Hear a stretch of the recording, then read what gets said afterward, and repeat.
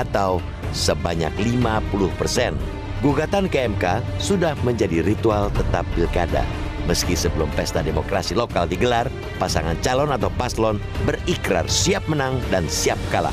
Ternyata, siap kalah hanya pemanis bibir, sehingga pihak yang kalah mengadu nasib ke MK. Padahal pengalaman selama ini sedikit permohonan yang diterima MK. Fenomena menarik kali ini ialah paslon yang menggugat ke MK mengumpulkan dana dari masyarakat.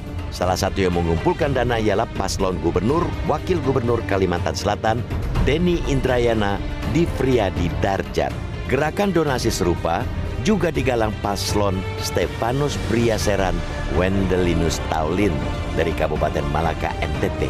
Pasangan itu menggugat kemenangan paslon Simon Nahak Kim Taulin yang meraup suara terbanyak.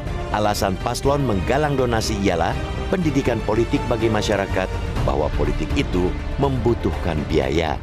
Benar bahwa politik membutuhkan biaya, tetapi apakah membiayai gugatan ke MK bagian dari pendidikan politik? Kesannya hanya sebuah sensasi, seakan-akan rakyat berada di balik gugatan tersebut. Disebut sensasi karena proses gugatan ke MK bukan lagi ranah politik, tetapi memasuki wilayah hukum. Karena itu, proses hukum, maka pembiayaan sepenuhnya menjadi tanggung jawab paslon. Dan rakyat tidak perlu lagi diseret-seret. Alangkah tak eloknya pengumpulan dana politik dipakai untuk membiayai proses hukum.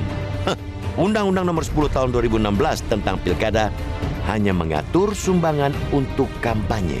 Pasal 74 menyebutkan, paslon yang diusung parpol dapat memperoleh sumbangan dari partai, sumbangan dari paslon, dan sumbangan pihak lain yang tidak mengikat, yang meliputi sumbangan perseorangan dan atau badan hukum swasta.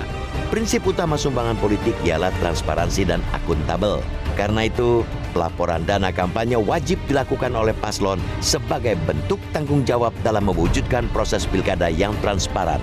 Kewajiban untuk melaporkan dana kampanye tersebut tertuang dalam Peraturan Komisi Pemilihan Umum atau PKPU Nomor 12 Tahun 2020 Pasal 20 yang menjelaskan bahwa paslon wajib menyusun dan menyampaikan laporan dana kampanye yang terdiri atas laporan dana kampanye, laporan penerimaan sumbangan dana kampanye, serta laporan penerimaan dan pengeluaran dana kampanye.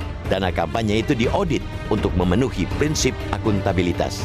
Peraturan perundang-undangan sama sekali tidak mengatur soal donasi pembiayaan perkara paslon ke MK.